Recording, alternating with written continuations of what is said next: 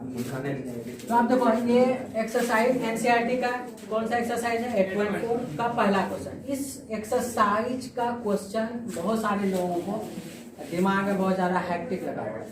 अक्सर हम बच्चे को देखे हैं कि वो क्या करेगा कि इन क्वेश्चंस को बैक में जो आंसर है उसको देख करके लिखेगा।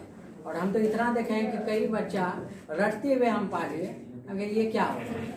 तो आज हम लोग इतना आसान मेथड सीखेंगे, एकदम इतना आसान कि आपको दुनिया का कोई क्वेश्चन हो आपका बन जाए। और ये देखो ये वाला खास जो क्वेश्चन है, जब क्लास 11 ज्वाइन करोगे ना, ट्रिग्नोमेट्री जैसे ही स्टार्ट होगा, पहला एनसीईआरटी का पहला एक्सरसाइज में यही क्वेश्चन है, ठीक है।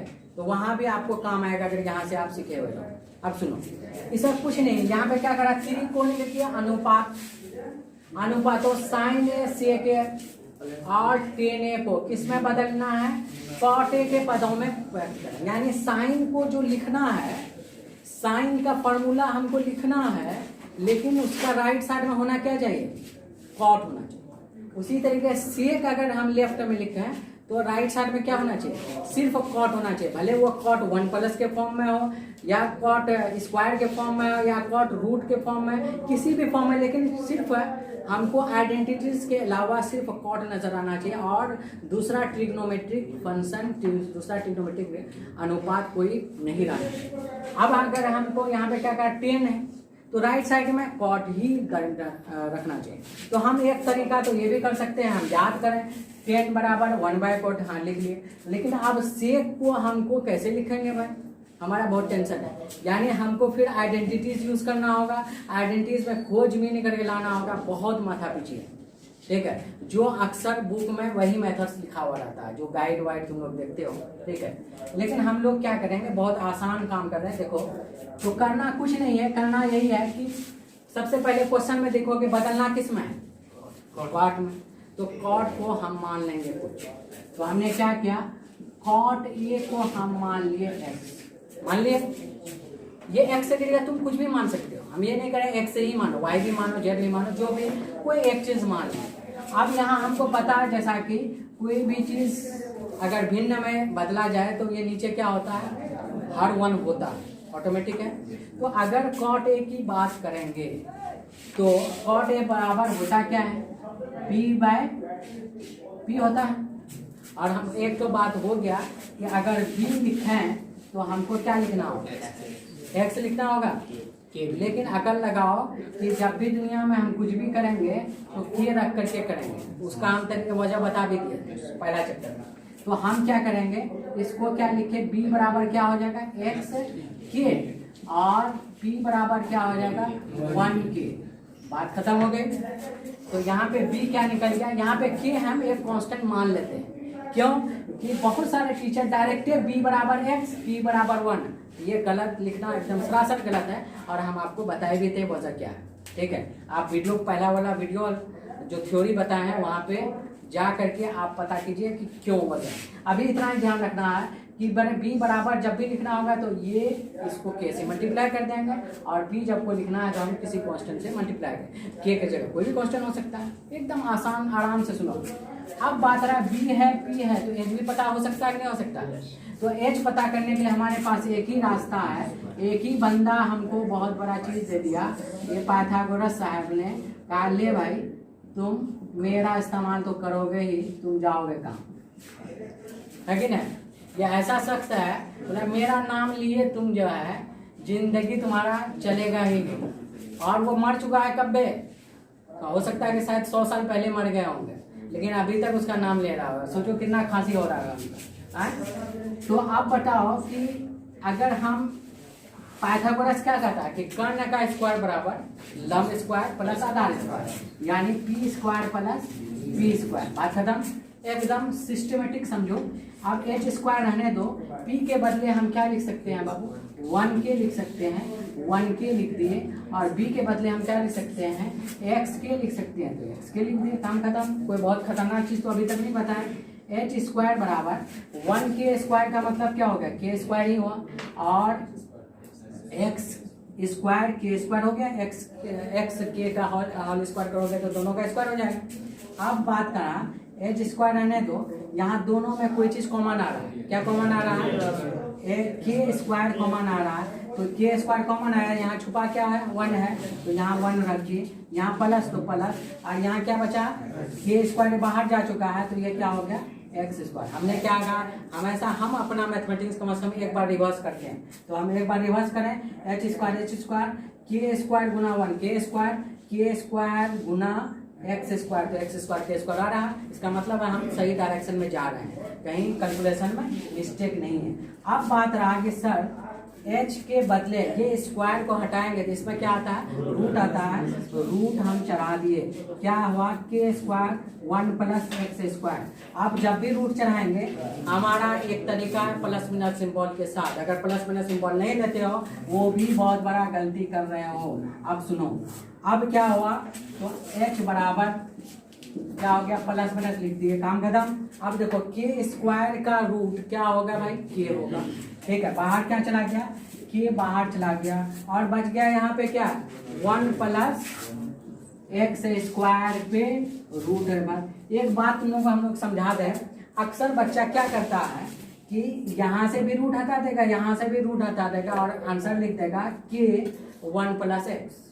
ये सरासर गलत है। जब भी रूट से तभी बाहर हो सकता है जब वो गुना में हो, जोड़ या घटा में रूट बाहर नहीं होगा। जैसे मान लो अगर हमको ए स्क्वायर प्लस बी स्क्वायर पे रूट अपर लिखा हुआ है, ठीक है, ये कभी भी ऐसा नहीं लिख देंगे ए स्क्वायर का रूट हट गया और बी का स्क्वायर रूट क्या, ऐसा करते हैं, एकदम गलत है। जब गुना में होगा, हाँ यही चीज गुना में होता तो फिर हम कर सकते थे गुना की, तो गुना को ही बाहर करेंगे, जोड़ या घटा में रहेगा तो बाहर नहीं करेंगे। इसी चीज को पूरा डिटेल से हम बताए हैं FOM में, जब आप FOM देखोगे। तो अब बताओ h बराबर, अब h वाला यहाँ प्लस लेना चाहिए कि माइनस वाला लेना चाहिए? क्योंकि h क्या होता है? कर्ण होता है। कर्ण किसी चीज की क्या होती है? लंबाई होती है, और लंबाई हमेशा क्या हो जाए? पॉजिटिव लिया जाता है, इसलिए माइनस वाला यहाँ क्या हो गया? फेल हो गया। अब बच गया हमारे पास के इंटू 1 प्लस एक्स स्क्वायर पे रूट ओवर। बात खत्म। अब पूछ रहा है कि सर क्या लाना है? साइन ए का वैल्यू निकालना है। अब हम क्वेश्चन पे आ रहे हैं, हम अपना कॉट का जितना काम था कर दिए। अब हमको क्या करना है? साइन ए को किस में लिखना है? कॉट में लिखना है। तो हम क्या लिखे? साइन ए बराबर क्या होता है भाई? पी बटा एच होता है। साइन सी का बराबर क्या होता है? पी बटा एच। पी कितना है? 1 के, लिख लिए इसके बदले 1 के। एच कितना है? एच हमारा क्या है? के गुना 1 प्लस एक्स स्क्वायर। अब ये के कैंसिल, बात खत्म।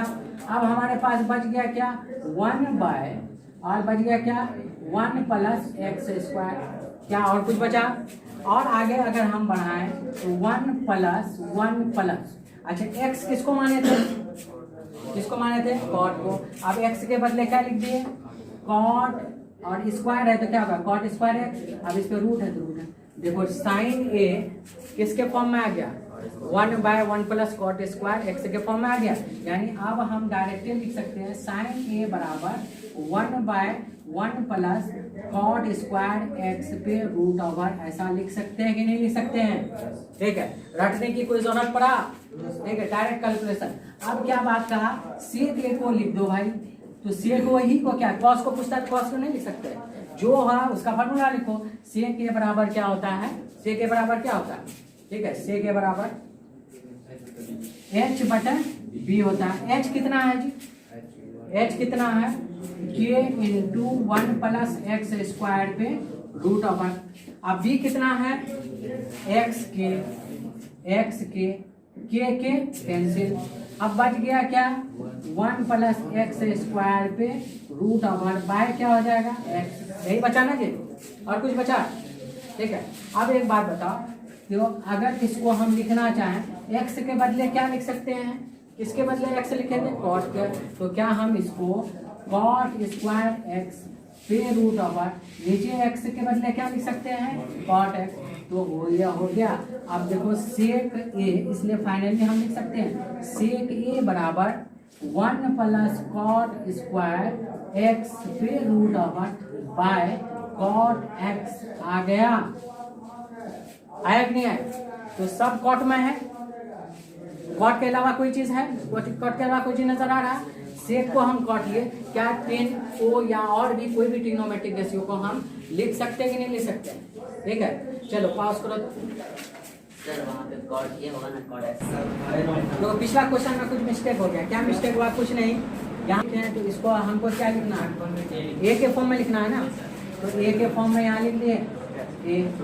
जहाँ जहाँ एक्स है उसको क्या बदल दो? ए में। तो यहाँ भी क्या हो जाएगा? क्योंकि एक्स के बदले क्या है? कॉट ए है ना जी, तो कॉट ए लिख दिए। और यहाँ क्या लिखिए? ये लिखिए। यहाँ भी क्या होगा? ये होगा, और यहाँ भी क्या होगा? ये होगा। बात खत्म। इतना ही टेंशन था और कुछ नहीं। अब हमको क्या बच गया? ए को बच गया 10a। तो ऐसे भी हमको पता है 10a बराबर होता क्या है, लेकिन हम चाहते हैं इधर से निकालें। तो 10a बराबर होता क्या है? P बटा B कितना है जी? B कितना निकाले थे? 1k। और B कितना निकाले थे? इधर से निकल जाएगा xk। ठीक है, k कट गया तो बच गया क्या? 1/x किसको माने थे? 10a को माने थे, कॉट a को। ठीक है, कॉट a को माने थे।